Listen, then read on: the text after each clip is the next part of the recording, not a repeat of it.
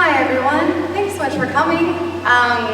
Thank you also for spending part of your Saturday afternoon here with us. I know this is a big day of the Comic-Con, so seriously, from the bottom of my heart, thank you so much for being here. If you don't know what this panel is, it is building, shoot, sorry. I thought I set this up to not go to sleep. I'm just gonna wiggle the mouse around for the next hour, I think. This panel is called Building Your Own Themyscira, Networking in Your Niche. So we want to talk about like building community, finding other folks who enjoy the same things as you, finding other people to partner with if you are doing this for like business reasons, or finding other people to do fun things like hobbies, cosplay, that type of stuff, if that is the kind of thing you're looking for. Also for introverts and extroverts. So if you are nervous about talking to other people, you are not the only person in this room who feels that way. And so we will talk about that. Also, I'm going to try to leave as much time for Q&A at the end as I can, because this panel is as much for you all as it is for us. So if you have any questions, feel free to think about them, and we'll leave some time at the end. You can ask our lovely panel of experts, but also just like very cool people doing really cool things. So I want to go down and introduce everybody. And I'm sorry if I'm so much louder. I'm going to try to navigate not screaming at you all. But if you guys like to introduce yourselves, your names, your pronouns if you want, and like what you do, your brand or your industry or whatever you want to say about yourself to let people know who you are. You can start now if you don't mind. Okay, sure, I'll start. Hi everyone, my name is Mallory Shoemaker. My pronouns are she, her. I'm a poet, a content creator, and kind of just an internet person. I mostly hang out on YouTube and Instagram and TikTok. I'm known as malarayofsunshine online. And yeah, I think that's kind of me in a nutshell. Matt, tag, you're it. Oh, thank you. I'm Matt Cox, he, him. I'm a playwright based in New York City. I mostly write like geek genre plays, most notably a show called Puffs, or 7 increasingly available users, so it's called Magic, which is now 2 years running, the second most produced play in the country, which is crazy. And yeah, and that's most of what I do. Robyn. Hi, my name is Robyn Warren, and I'm a health educator and health coach who founded a community called Geek Girl Strong. I am based in Philly and New York these days. Yeah, a lot of people know me online, to take your cue, as Geek Girl Strong, but that's not me, that's the thing. Check.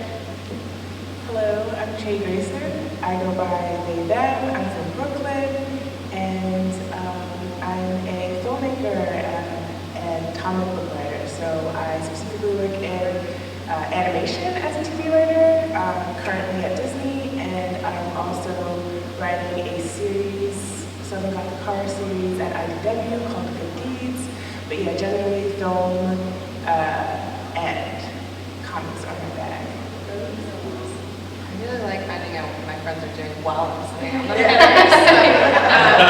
Rose Del Vecchio, she, her pronouns, based out of Lowell, Massachusetts. I have a full-time job adjacent to higher ed, and my passion job is called FanMail. We are a small subscription box company that has been in a deep slumber for the last couple of years, but most recently did Charmed Box of Shadows as a quarterly licensed subscription box for CBS. And, you know, we're going to talk about this, but making my way towards doing some new stuff, getting that itch again. So. Yeah. And so I wanted to talk to you from the beginning about the types of communities you all are in. Maybe, Rose, we can start at you and come back, and then we'll kind of popcorn the rest of the questions.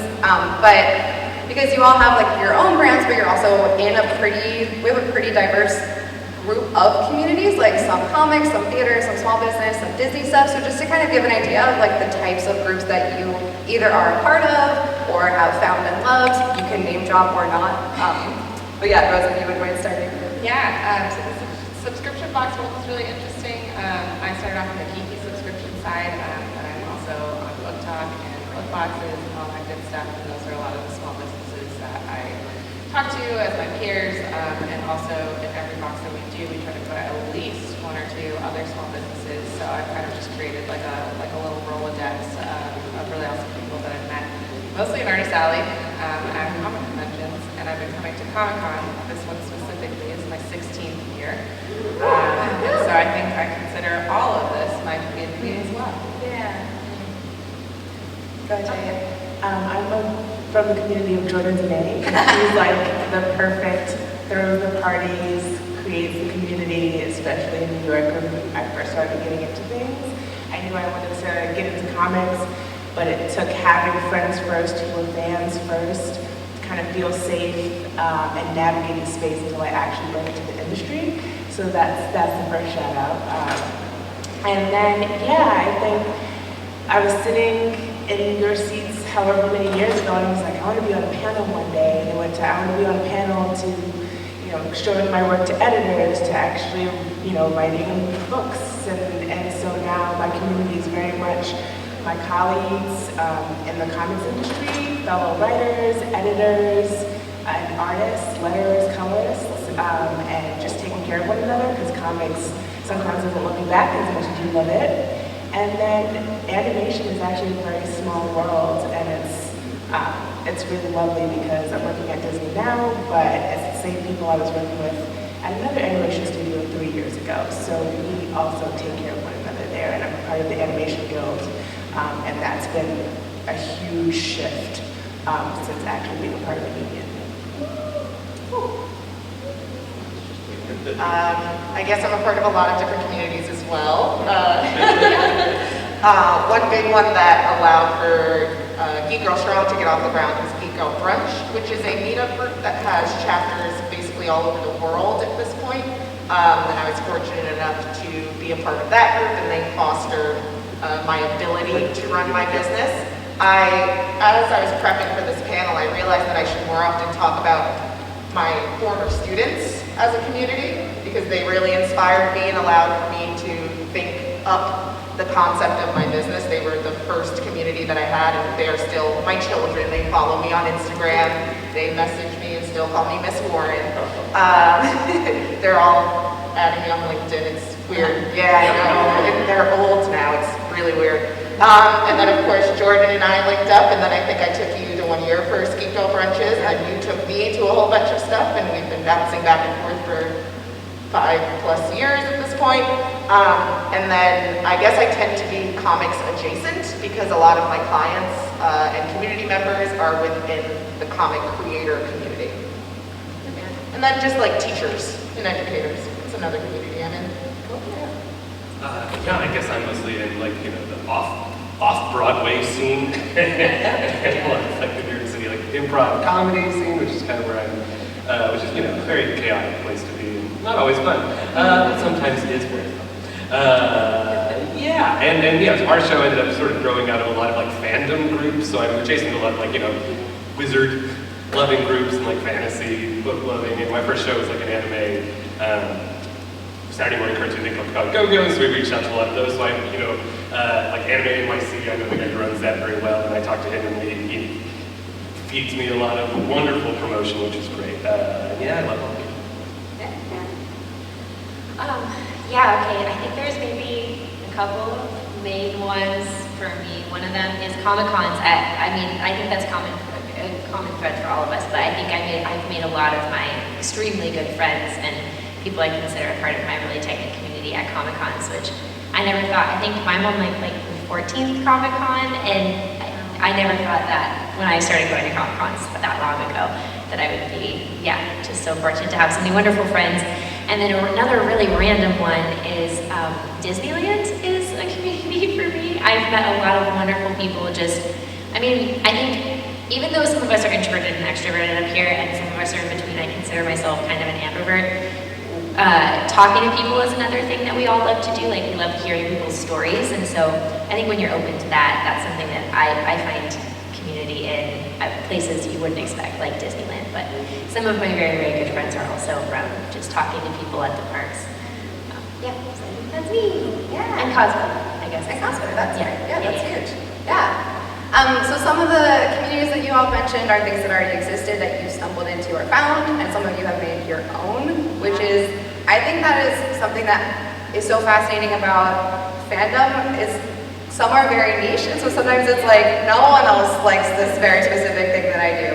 And sometimes lots of other people do, and that's always a fun surprise. But sometimes that doesn't exist yet already. So if anyone who wants to answer, for those of you who have like started your own community or co-started one or sort of been like looking for something that didn't exist yet, just curious like if that was scary, what that was like, what made you actually do it, and if anyone is feeling the same way, maybe any tips towards like, if you can't find other people, you can make it yourself and see what happens. I mean, yeah, that was so, obviously,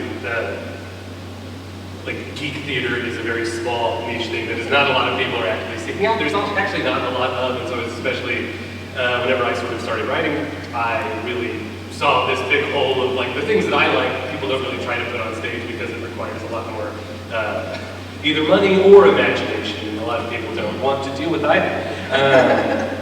And so yeah, no, we just kind of started doing these things and just hoped that people would find it. Luckily with like Puffs, like by the second night we had a French article that came out about the show, and then it sold all these tickets, which was very bizarre. But slowly through that, we, because of, again, it's a small like group of people coming to see it, we really wanted to sort of develop a thing where like, a lot of like hit movies and TV shows, people just kind of simply, you rewatch. We sort of started to find that people wanted to come and see us a whole lot, and so we started really trying to embrace like those like repeat fans and tried to actually be like, can we actually build like a fandom around ourselves? And so what we started to do is, doing like a lot of special events and really catering towards what like people who wanted to engage with us. We wanted to try to give them every opportunity to, and so we keep, even now, even though we don't have like a show happening, we'll try to just throw some silly little thing up on YouTube just to be like, remember us, please. So it's always scary. It's scary every time, because every time we put something up, it's like, have they forgotten about us? Are we gone now? Just kind of just like a constant, Really relatable. trying to constantly barrage people with something we hope they like. I mean, and I think something that Matt said kind of struck a chord with me, because I remember being in film school, and I was always a geek. I always loved genre, specifically genre films, but everyone wanted to be the next auteur, and so everything had to feel grounded and gritty and handheld.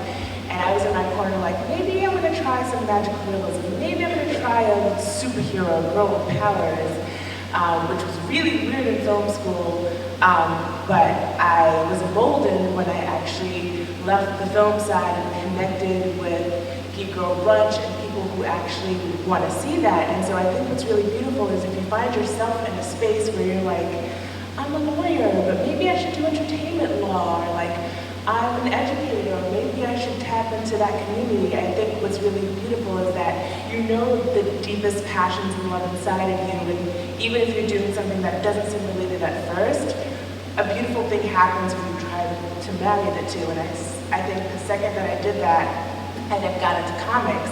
And so by the time film was just like, we're only buying comics IP, I was already there, because I was already a fan, so I didn't have to catch up and say, oh, I need to figure out how to make a comic, because that's the only way to make a film. I was already making comics. And so there's just remember that if you find yourself, it's a day job, or it's a job that, doesn't scratch that itch yet, there might be an opportunity to marry the two and make it the best version of like what you want it to be. Yeah, because especially even that makes me, because if there is something out there that doesn't exist that you desperately want, you're probably not alone. And everyone else is just waiting for the thing to exist. And so if you have, that drive and that spark, you'll make someone happy, probably. And it's in this moment that I realize I'm sitting between two writers, as they use very beautiful language to describe everything we're talking about. A lot of mine started because of Geek Girl Brunch and people hearing about my stories of pulling pop culture into the gymnasium and the classroom with my kids to get them more involved in PE and in health, and then saying, like, if you were my PE teacher, I might not have hated it so much. Do you train adults? And I did not, but I said I can. And they were literally the ones who gave me the idea to blend what I was doing together as I was burning out as a public school teacher within the first 5 years. Like, I see people nodding, so either you've heard a story or you've experienced it yourself. And Geek Girl Strong, the community now, has kept me going in a way that I don't believe the bureaucratic side of school teaching would have kept me lit. Good. You have just, if you think of something, you're welcome to come. Yeah. So we have talked about like, there are different types of building community. Like sometimes it's for fun things like hobbies, and sometimes it's for your career, which the three of you, and all of you have done as your career at some point. And when it's hobbies, there's a lot less of a focus on making money, and when it's for your business, that's a much bigger deal. And so there are lots of different ways that community like plays into that, either things like Kickstarters, Patreon, funding theater, having clients and customers. And so I'm curious for those who have done that before, just like what your experience has been, or types of things you've been able to accomplish because of it, or like how, if anyone is also thinking like, what platform should I use? If you have any like platforms you've loved or projects that you've gotten off the ground because of it, and any insight. I'm gonna pick on Mallory first because she has a Kickstarter that just started, so I want you to pitch that, but also talk about a little bit about like setting it up and why you picked Kickstarter and a little bit of your process. Yeah, I think I've been a part of many Kickstarters, even many of yours, over the years, and it seems like it's a really cool platform to crowdfund and crowdsource, and I discover so many cool projects on Kickstarter, so I think that's why I was drawn there. I have a poetry book that's coming out that I'm funding right now. It's my first self-published poetry book, and it's kind of amazing how many things will start to fall into line when you just allow the universe to help you do something and allow yourself to be open to it, put yourself out there. So that's kind of what this exercise has been. Jordan's been a great voice in my ear. I mean, this is my community too, right? And I think we all hold each other accountable in really cool ways, and call each other out when we're being silly geese. And I was doing way too many things, and Jordan was a great voice of like, well, what if you did one thing, and then you actually accomplished that thing? And I was like, what is that like? So anyway, I know, what is that? I don't know. So I did, and it's working, and it's great. So yeah, I'll give you a poem after if you want to have. I have some in my pocket, but what was the rest of that question? I got so distracted. Just Kickstarter and like your process of doing it. And yeah, I mean, community building. Yeah. Who else? Who else has something to say about community building? We did two Kickstarters, one, oh gosh, in like 2015 or 2014, I think, to fund like two shows, and it was like, can we raise $6,000? And we, did, but it was still very stressful. Because the biggest thing with that, especially, I don't even know whoever has done these, is it's like the rewards aspect of it that is so stressful. Like, if you know you're doing a Kickstarter, that having to mail things out to people becomes like, it's the absolute worst part. You feel great because you succeeded and people gave you money because they want, again, to engage with the thing you're making. But boy, we prepared for that. This is where you get friends who have done the mailing. So I'm very lucky. My dad has run a small business for much longer than I have, but we started in 2015. But boy, similar story where we just kind of put our subscription box online, not really knowing what was going to happen, and then someone picked it up and wrote about it in a blog, and next thing you know, I had sold out for the first 3 months. And so similarly, it was suddenly like, oh, what is it like to pack hundreds of boxes a month at your house and then send them out? And so what that's turned into is I'm very good at the logistical side of things, and so Jordan and I have run a Kickstarter together specifically because she's good at the marketing side of things, and I am good at the sending things out by mail side of things, and I know all my mailmen, and they come to my house and pick things up for me. So yeah, lean on the people who are good behind the scenes just as much as up front. I think that's the biggest thing. And don't be afraid. I mean, I think the greatest part about platforms like Kickstarter or any of the other ones is back in the day we just used to have to do pre-orders and then hope that you reached the amount that you were hoping for, and then if you didn't, you have to refund all those people, right? And so like having a platform that says like, hey, if we don't hit this, we're not actually taking your money is a much more secure, both as a fan and the person actually kickstarting, like an easier way to say, I'm not taking your money with just empty promises. We're only taking your money if you have something to send to you. I did a Kickstarter, and that would probably be the only time, unless I become like Brendan Sanderson or something like that, and I actually have a fan base. I think I love the idea of being able to connect to my readership, or if one day I have fans. I think I would go back to it, but it was very stressful. I had to raise $30,000 to finish my film, which it was worth it in the end because that's the film that got me my agent and my manager and got me into animation. But I needed Jordan. I would just go to Jordan's house and she would give me all of her stamps and all of the packaging, and she made the t-shirts for the physical rewards. But I think, yeah, really when it's physical rewards, really think about that. But I think Kickstarter is one of those things where, like, you think about what did you learn in school that applies to real life that's helpful. I think there are a lot of things you learn, as hard and grueling as Kickstarter is. I'm not going to romanticize it. There are things that you learn that you can apply, especially as someone who's either selling themselves, like the product is them as a creator or whatever, but you learn, how to distill the big idea, how to bring people in, how to create a community, and then how to also, to Rose's point, make sure that the time and money they put into you, that you respect that you give them the rewards. In my case, it was like 2 years later because my Kickstarter got fulfilled right before the pandemic. So it was like the worst time. People were moving, and things were coming in and working in water, and so everyone was so understanding. But even with the most understanding people, you're stressed out thinking, they need their stuff, and I said I was gonna do some retro cassette. What was I thinking? I don't know how to do that. So, but if you do a lot of the prep work for a Kickstarter beforehand, and you're ready, it's much smoother. You don't wanna wing it. Never wing a Kickstarter. I would say it's actually the same thing for Patreon, even though it's ongoing and people don't think about it in the same way. Like, having a launch of anything is way more important than I think people talk about. And that goes for Patreon and like doing specials over time and shipping those out. And I think all of this has to do with having the community in place sometimes before you do these things, which is sort of what you were saying. So there's the Brandon Sanderson level, and then there's like us.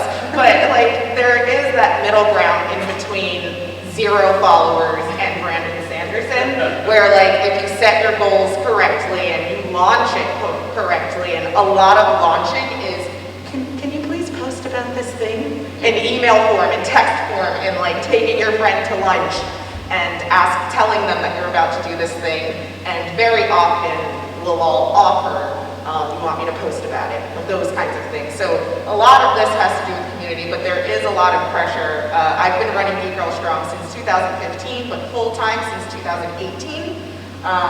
So the client base and all of those things, and having a funnel system basically where I have very affordable events that if people can afford to or want to work with me privately, then it funnels into that smaller client base of people. And I think something that is good to remember, and I'm sure other people are going to speak about it on the panel, is I remind myself constantly that my master's degree is never going to expire. I can do this for a while. I can go back to being a school teacher. I probably won't, but I could, right? Like, there are options. So if you do want to give it a try and run with your community for a while, you still have so many avenues open to you at the end of the day, whether you have the degree or not. And again, you're going to hear, I think, a little bit more about these kinds of stories. There are a lot of options if you build a good community around you. Yeah, that actually leads perfectly into, so sometimes you do start something and you want to keep going forever, a long time. Sometimes you start it and it's a lot different than you thought, and you are exhausted or just trying to figure out what to do. Not speaking from personal experience at all right now. But I want to ask about that, like, for those of you who either have like been exhausted and had to take a step back or take a break and then come back to it, or pivoted, like, what would you say? Because I think people feel very alone in that, like, oh, everyone else is doing it, it must be easy and I must be the problem if I can't. So if you have any tips about like either how you avoid burnout or times that you were like, this is the wrong project and this is how I knew it was time to pivot, or anything like that. I mean, some of us up here too, we can identify ourselves as we like, but we have day jobs in addition to the fashion things that we do. So I didn't say that from the top, but I also have a day job that, pays my bills. And so that takes some of the pressure off doing the creative thing. But that really means that it becomes a balance of like, making time for the creative thing.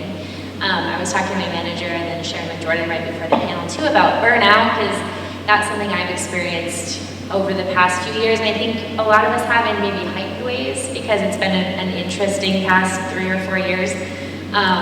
But it sounds so simple to say, but burnout kind of is like not doing something that you hate, but more so not doing enough of the thing that you love, I think. And I think I'm in that space of like getting back to the thing that I love and allowing my day job.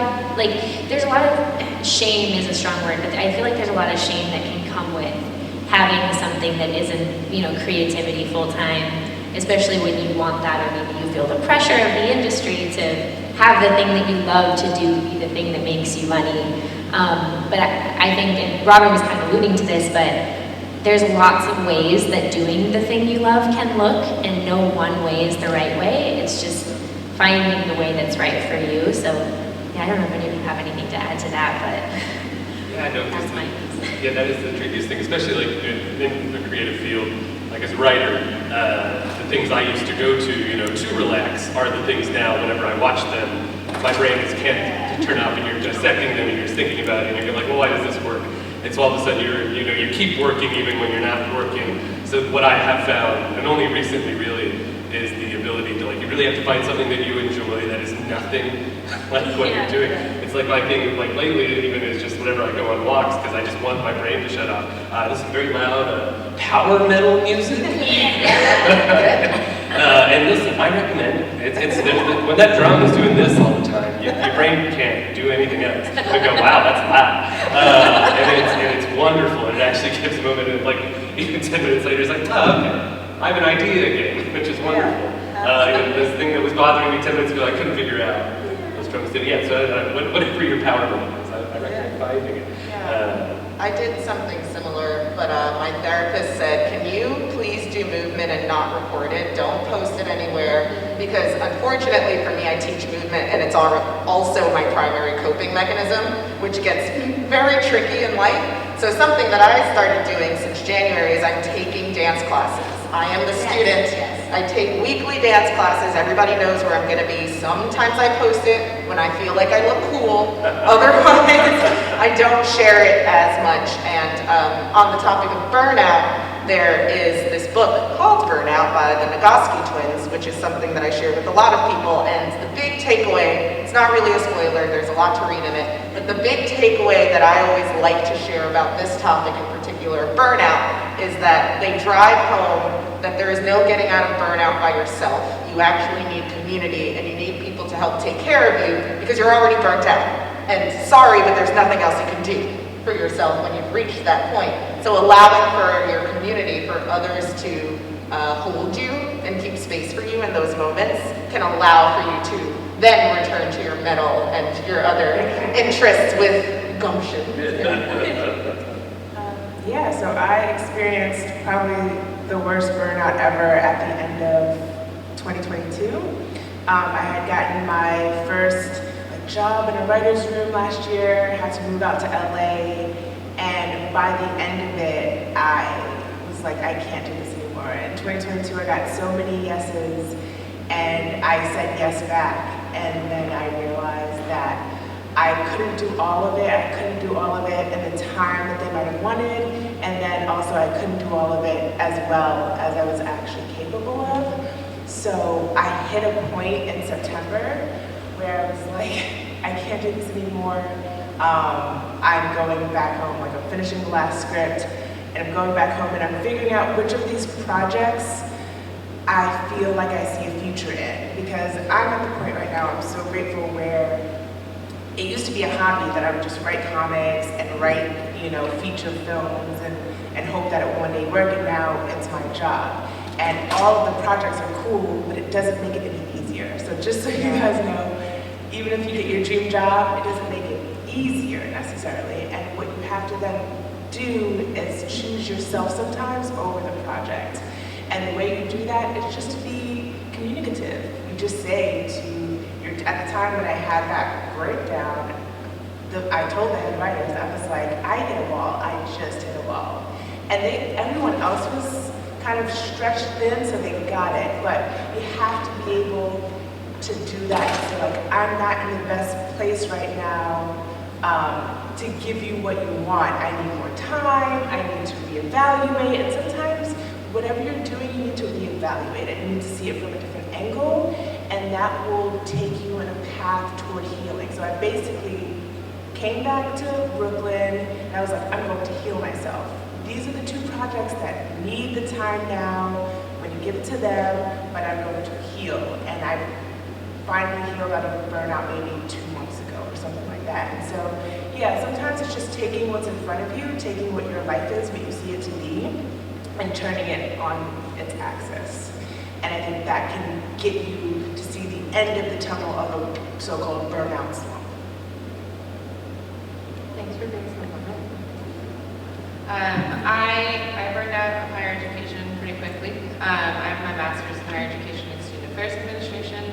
I kind of coasted as an academic advisor, to be honest, the last 3 years, and felt very tired all the time. And so, you know, even with the day job, you know, I think that I always thought I would have energy for creative stuff because I was so burnt out in the day job, I didn't have energy for the creative stuff. I got a new job in February. I'm being paid what I'm worth now. For anyone who's an educator, it's out there, I promise you.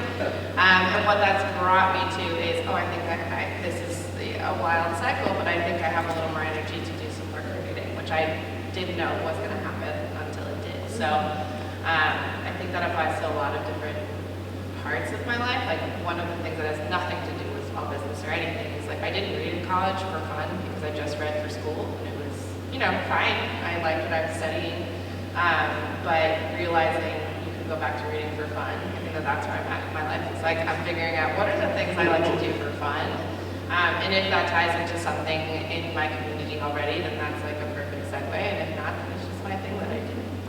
So I want to quickly add to, I love what you said, because there is a correlation between burnout and you getting paid what you're worth. I'm telling you there is. I've had jobs that are a lot less stressful because they've just paid more and I don't have to worry about that aspect. When you have a deadline, but you also have to eat ramen noodles every day that week, that you have nowhere to go. You know, and you have to find those coping mechanisms.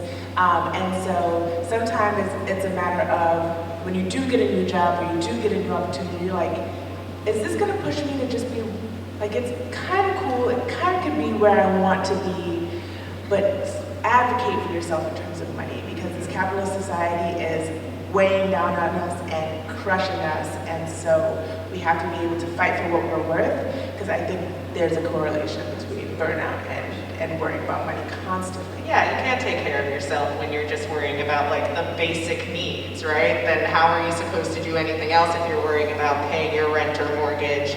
How are you supposed to make the healthy dinner for yourself or your family if you don't have the time, or honestly, the mental energy by the time you get home because you're working this job that's beating down on you? And so on and so forth. People are nodding their heads. I'm preaching to the choir. And then, like, unfortunately, I love capitalism. you do see who you are on this panel? You see the optics of this map?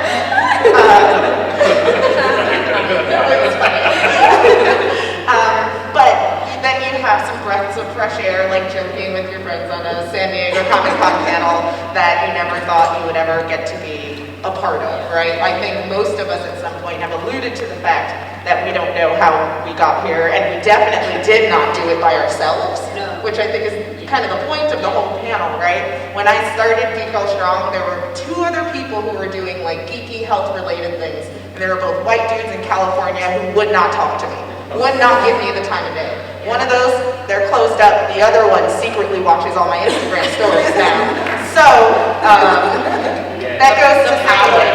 Sorry? That you have. And now I get to better ask for what I am worth, because I stuck to my guns over time, even when it wasn't easy and there were the ramen nights. It's that scarcity mindset where you're like, if I don't say yes, they won't come back to me, they won't come back. And I'm in an industry right now where there's strikes, there's WGA, and there's SAG strike going on right now. And honestly, my team is asking me to sign some booty contracts. I'm like, this is booty. And it's that mindset of, well, we can't promise you future work, and we can promise you the work that comes to you right now. And I'm in my 30s now, and what that means is I'm like, I'm not going to operate my life on fear anymore. I still have imposter syndrome, but I'm not going to say yes to something out of fear. And I'm gonna listen to my gut because I've made it past 30, thank God. And I'm gonna say no, and I'm gonna really hope that when the strike is over and the streamers lose and pay us, then the better opportunities will come. And I might have to have ramen noodles. You know, I was going to mention, yes, and you know, I was going to mention being in my mid-30s as a part of why I can better ask for things, because I'm tired. Let me tell you, you get to your mid-30s, you're like, I'm tired of everything, of everyone, and I only want to put my time and energy into the things that are either worth it or that like are meaningful to me, and everything else can go into the garbage. Why didn't anybody tell us this before we got to They our did. 30s? Didn't they? We just thought They we just didn't listen. They did. We didn't listen to them because they were in their 30s. Right. They were We still listen to us because we're old. What do they know? They tried to say. I have one more question, and then I think we'll have time for Q&A if you have any burning questions. But we've been talking so much about like everywhere we've gotten because of our community. It's obviously very important to all of us, and I promised like tips and tricks for, I think extroverts have it a little easier. So especially for introverts, or you know, maybe some like things that you've done that have really helped you that you think other folks might not know. Like we have a day and a half of the convention left, and then we have the internet forever or for a long time. So there are things that you can do like today if there are folks who still wanted to meet, but then there are also, I feel like so many of our communities have started as like sliding into someone's DMs or leaving comments or starting to build things before actually like meeting other people in person. So I'm curious for folks listening who are like, yes, I would love communities like you all have, if you have any tips for how you started those conversations.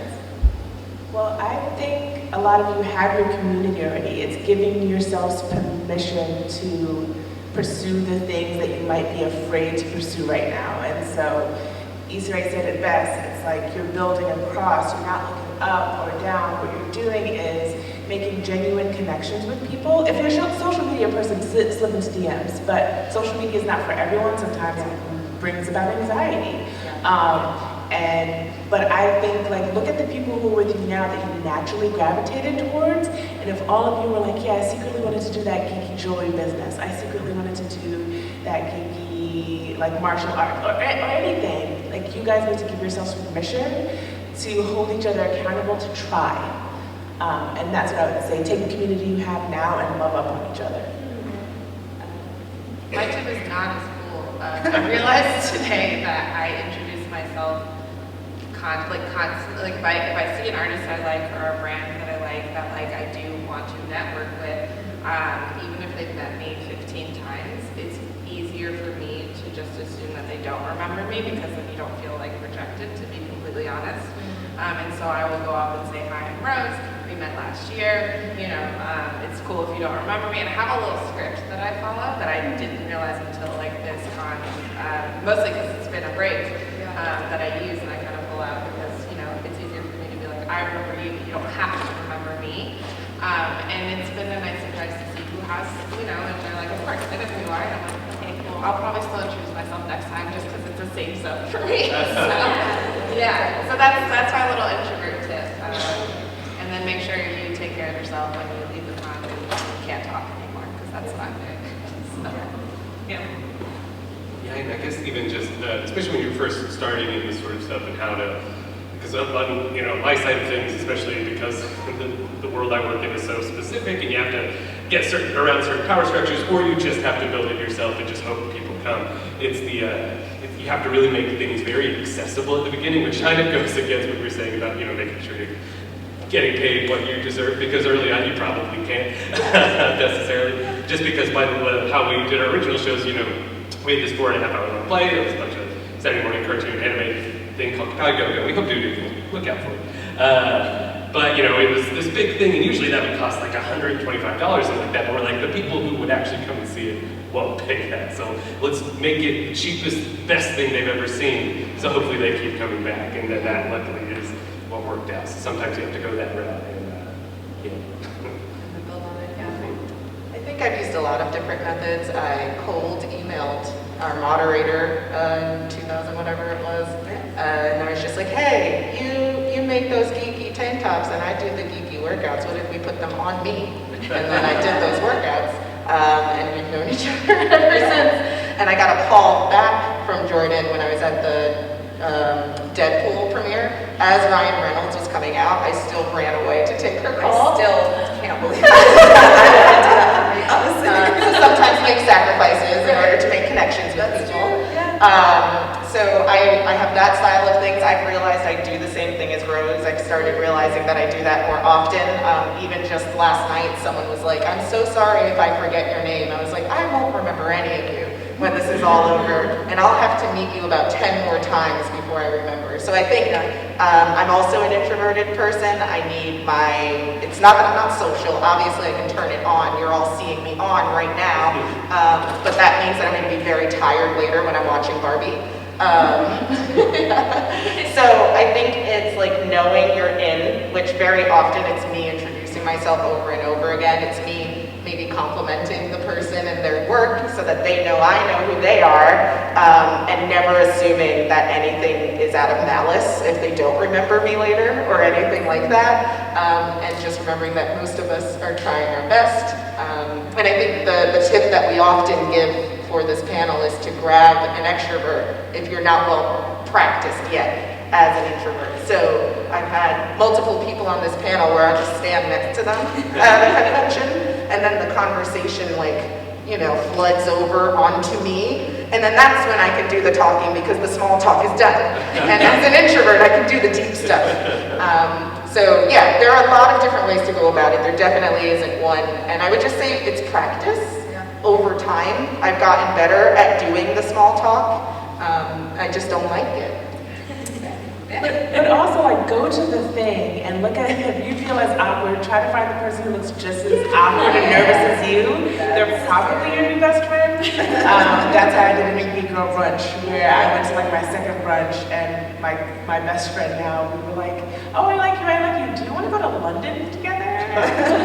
Go on a trip? And then a couple months later, we were traveling together, and then my best friend of 7 years. So sometimes it's just about putting out those feelers of who's the person who also averts their gaze, or is a little more withdrawn. I wonder if they also saw the most recent episode of this TV show that I love. Be a nice, reasonable person. Yeah, great. Yes. Yeah. That was going to be my tip too, Robyn, the one you brought up, though. I think I am more extroverted than I thought I am in general. I consider myself an ambivert. I kind of play introvert sometimes as well, but Jordan and I have something in common where we're both kind of connectors.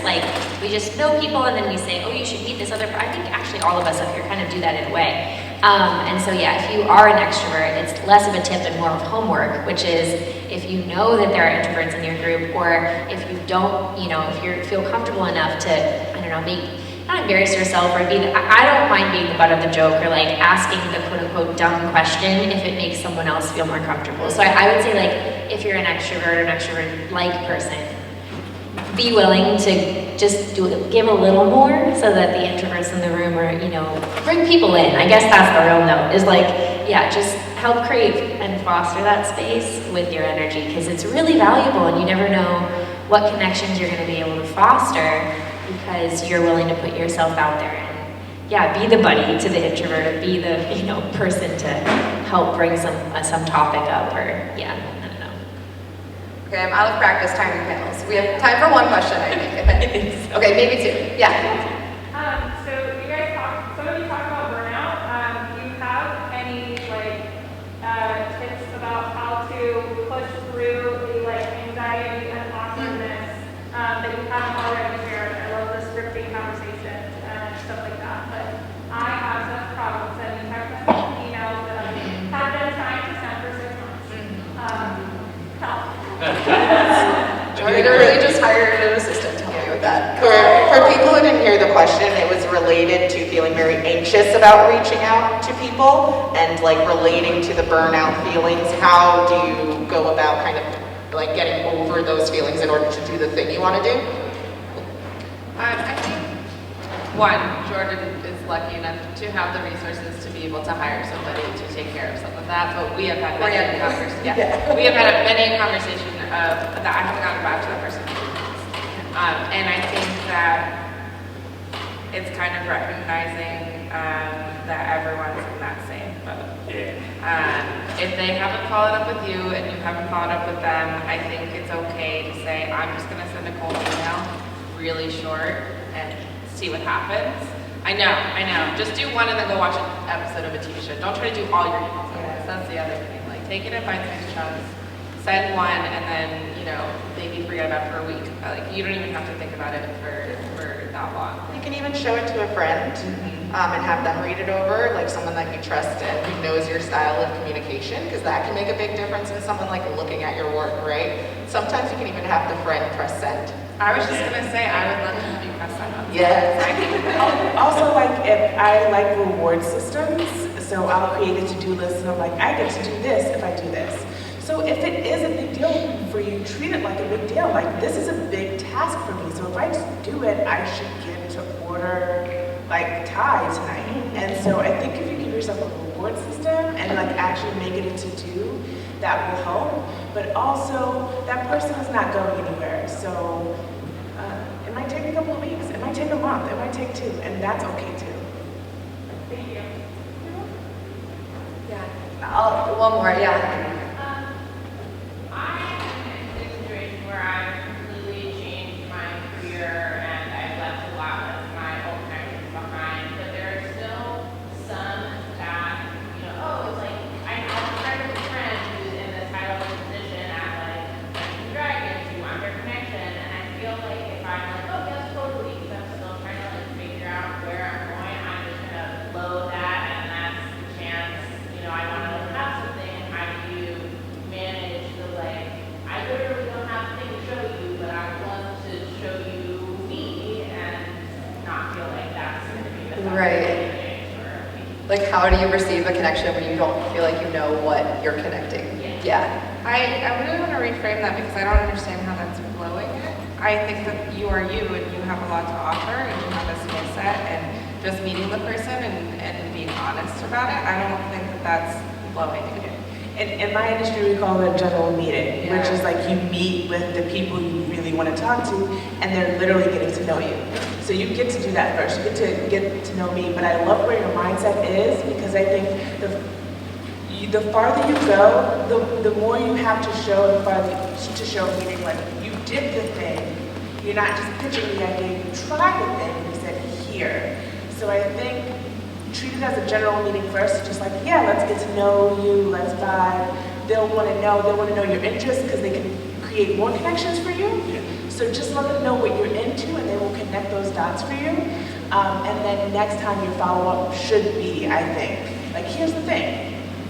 People like to work with people that they like, so making them you is for sure. So But I think you're in the right mindset, but don't treat that first meeting as like, oh, I don't have anything to show for it. Like, yes, you're right, you are what they should see first. Yeah, and before I started Geek Girl Strong, it like was coming to fruition as clubs at the school I was working at, and I was just having conversations with people about that. It ended up growing into something different, but I made connections with people who are high up in companies now that we were both kind of here at the time, right?